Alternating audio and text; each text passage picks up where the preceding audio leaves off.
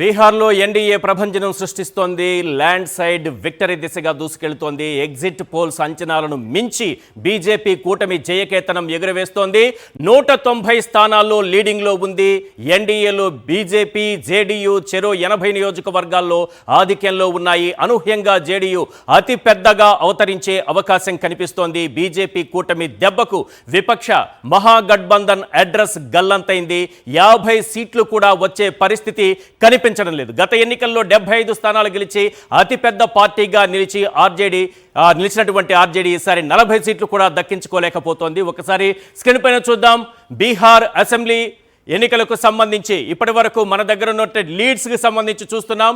Assembly projection ఒకసారి NDA 191 స్థానాల్లో దూసుకుపోతోంది.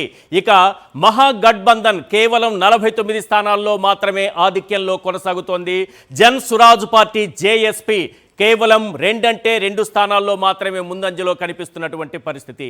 Exit polls అంచనాలు కూడా చాలా వరకు 140, 150 స్థానాల వరకు ఎన్డీఏ గెలిచేటటువంటి అవకాశం ఉందనేటటువంటి ప్రొజెక్షన్ మాత్రమే కనిపించింది. కానీ వాటన్నింటినీ దాటుకుని ఎగ్జిట్ పోల్ అంచనాలను కూడా తలకిందులు చేస్తున్నట్లుగా ఎన్డీఏ అప్రతిహతంగా 191 స్థానాల్లో ఇప్పటి వరకు మనకు అందుతున్నటువంటి సమాచారం ప్రకారం 191 స్థానాల్లో ఎన్డీఏ ముందంజలో ఉంది.